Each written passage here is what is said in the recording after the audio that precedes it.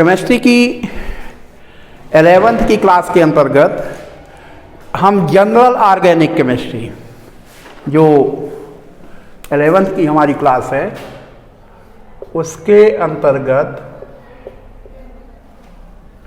हम general organic chemistry के बारे में आपसे चर्चाएं कर रहे हैं। इस समय पिछले वीडियो से हमने इसकी शुरुआत की है।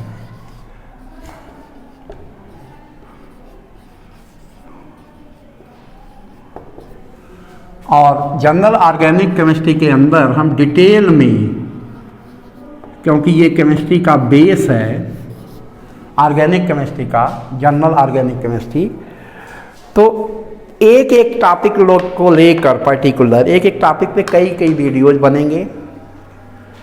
कुछ टॉपिक जो छोटे होंगे उनमें 1 या 2 वीडियोज भी हो सकते हैं। कुछ टॉपिक ऐसे हैं जो उनमें 10 वीडियोज बन सकते हैं।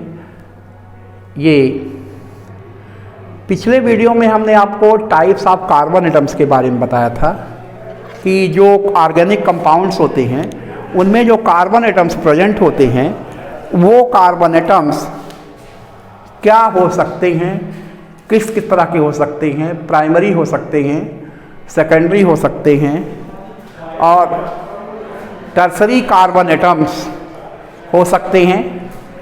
तो प्राइमरी, सेकेंडरी और टर्सरी कार्बन एटम्स की जब बात आती है तो एक बार हम फिर से रिवाइज कर देते हैं आपको कि अगर कोई कार्बन एटम केवल एक अदर कार्बन एटम से अटैच है तो प्राइमरी कार्बन एटम कहलाता है, उसे 1 डिग्री कार्बन एटम कहते हैं। अगर कोई carbon atom other 2 carbon atom से अटैच होता है, उस कार्बन एटम को छोड़कर अदर 2 कार्बन एटम से अटैच होता है, तो उसे सेकेंडरी कार्बन एटम कहा जाता है। अगर कोई carbon atom 3 other carbon atom से अटैच है तो उसको टर्सरी कार्बन एटम की कैटेगरी में रखा जाता है। अगर कोई carbon atom 4 other carbon atom से अटैच है तो उसे क्वाटरनरी कार्बन एटम कहा जाता है। ये जानकारी हमने आपको पिछले वीडियो में दी थी। आज के वीडियो में हम आपको समझाएंगे एल्केन और एल्किल ग्रुप के बारे में। एल्केन एंड एल्किल ग्रुप के बारे में। तो सबसे पहले हम एल्केन का जनरल फार्मूला जान लें।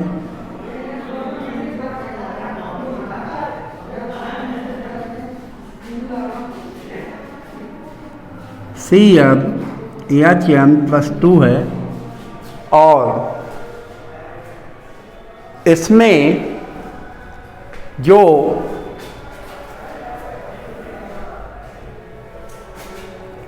N है वो नंबर ऑफ कार्बन एटम्स है। नंबर ऑफ कार्बन एटम्स के बेस पे हम इनका फार्मूला निकालते हैं एल्केन का। तो हमें जिन एल्केन्स की जरूरत पड़ती है अधिकतर उसमें number of carbon atoms up to 10 होते हैं, लेते हैं। अब इन कार्बन एटम्स को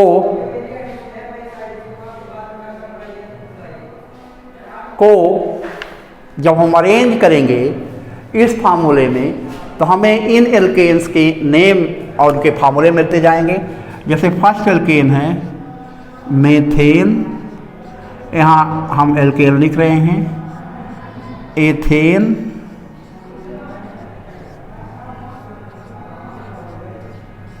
प्रोपेन, ब्यूटेन और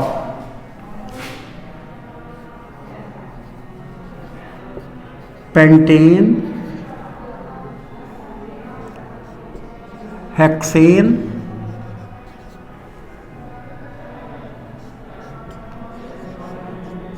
हेप्टेन,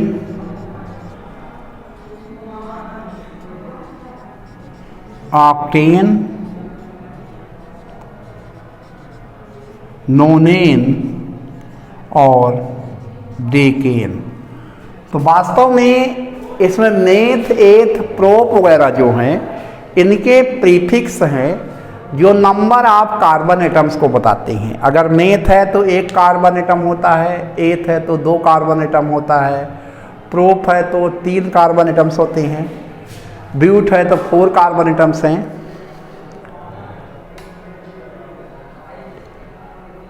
पेंट है तो 5 कार्बन एटम्स है, हेक्स है तो 6 कार्बन एटम्स है, हेप्ट है तो 7 कार्बन एटम्स है, ऑक्ट है तो 8 कार्बन एटम्स हैं, नोन है तो 9 कार्बन एटम्स हैं, डेक है तो 10 कार्बन एटम्स है। अब एल्केन का हम जनरल फार्मूला जो हमने लिखा है तो उसके हिसाब से मेथेन में 1 पुट करेंगे तो इसका फार्मूला CH4 निकल आएगा। एथेन का हो जाएगा C2H6, प्रोपेन का हो जाएगा C3H8, ब्यूटेन का C4H10।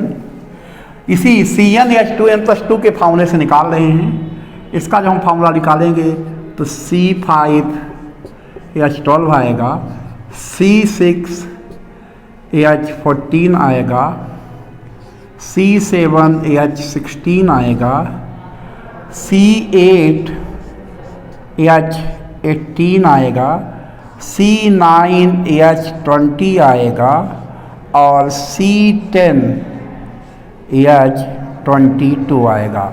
तो बोर्ड में हमने एल्केन्स के नाम अभी लिख दिए हैं और जो ये नेम लिखे गए हैं एल्केन्स के उन्हें आप बोर्ड पे देखें। देखिए कि एल्केन का जो जनरल फार्मूला दिया गया है वो CnH2n+2 है, यानी जितने कार्बन एटम्स होंगे उसका डबल करेंगे और उसमें 2 प्लस करेंगे। Board is open for you can see it clearly. Methane में जैसे अभी कुछ देर पहले हमने बताया कि मेथ एक तरीके से एक प्रीफिक्स है जो इंडिकेट करता है कि कार्बन एटम इसमें 1 होगा। तो मेथेन का जो फार्मूला निकलेगा तो C1 जब पुट करेंगे 2 × 1 2 आएगा, +2 करेंगे तो 4 आ जाएगा। तो मेथेन का फार्मूला CH4 हो गया। एथेन का फार्मूला इसी तरीके से इसमें हमने C को 2 पुट किया तो H6 हो जाएंगे, 2 × 2 = 4 + 2। कार्बन के जितने एटम्स हैं जब हम एल्केन का फार्मूला निकालते हैं तो कार्बन के एटम्स जितने रखेंगे उसको डबल करेंगे और 2 प्लस करेंगे तो आपको एल्केन का फार्मूला मिल जाएगा। प्रोपेन में जैसे हमने निकाला तो प्रोपेन के लिए जो प्रीफिक्स है प्रोप है, मतलब 3 कार्बन एटम्स हैं तो C3H8 हो जाएगा। और जब ब्यूटेन की बात आती है तो ब्यूटेन में 4 कार्बन एटम्स हैं। 4 कार्बन एटम्स हैं तो H के जो एटम्स होंगे वो 10 होंगे क्योंकि 4 का डबल 8 होगा, 8 + 2 10 आ जाएगा। तो ब्यूटेन का फार्मूला C4H10 हो जाएगा। इसी तरीके से हम आगे बढ़ते हैं, पेंटेन को हम देखते हैं। तो पेंटेन में प्रीफिक्स जो पेंट है मतलब 5 कार्बन एटम्स हैं तो इसका फार्मूला C5H12 हो जाएगा। अब आगे देखिए, आप बोर्ड में देखते जाइए, मेरी बातों को ध्यान से सुनते जाइए। जब हम हेक्सेन में आते हैं तो हेक्सेन का जो प्रीफिक्स है वो हेक्स है, हेक्स 6 के लिए है तो 6 कार्बन एटम्स होंगे तो हाइड्रोजन एटम्स 14 होंगे तो C6H14 इसका फार्मूला हो जाएगा। हेप्टेन में कार्बन एटम 7 होंगे तो हाइड्रोजन के एटम 16 होंगे, C7H16। ऑक्टेन में कार्बन एटम्स 8 होंगे तो जो हाइड्रोजन एटम्स हैं वो 18 होंगे क्योंकि 8 का डबल 16 होता है और डबल करके 2 को प्लस करना है। नोनेन की जब बात आती है तो कार्बन एटम्स 9 होंगे तो ये C9H20 हो जाएगा। डेकेन का फार्मूला जो हो जाएगा C10H22।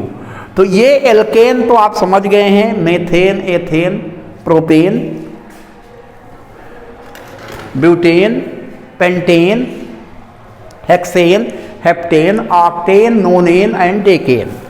अब इन एल्केनों के फार्मूलों की हेल्प से ही हम एल्किल ग्रुप बनाते हैं। ध्यान रहे, जो एल्किल ग्रुप बनते हैं वो एल्केन से ही बनते हैं अब कैसे बनते हैं इसके बारे में अभी हम इसी वीडियो में थोड़ी सी चर्चा करेंगे। डिटेल में हम आपको इसके बारे में अगले वीडियो में बताएंगे। तो आज जो वक्त बचा है चर्चा करने के पहले हम थोड़ा सा आपसे प्रॉम्प्ट क्वेश्चन पूछ लें। तो आज के वीडियो में हमने अभी तक आपको किसके बारे में जानकारी दी है? अभी तक वीडियो में जो जानकारी दी गई है वो किसके बारे में है? फर्स्ट ऑप्शन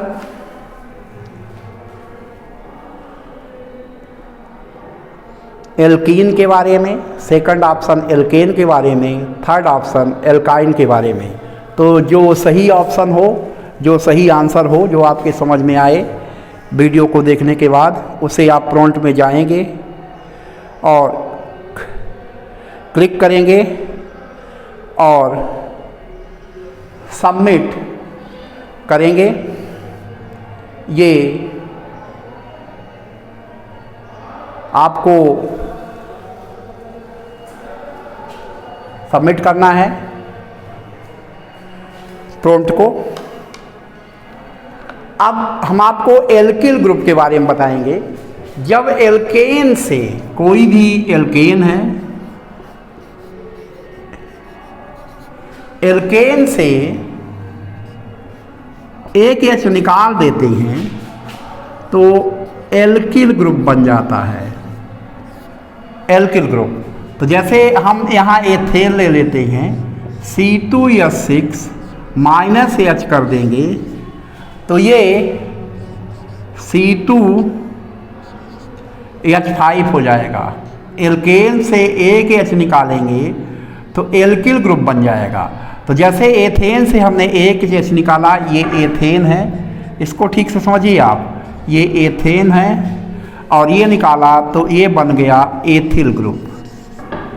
तो किसी भी एल्केन से जब हम एक H निकालते हैं तो एक H निकालने के बाद जो ग्रुप बचता है वो ग्रुप वास्तव में एल्किल ग्रुप होता है। जैसे एथेन से हमने एक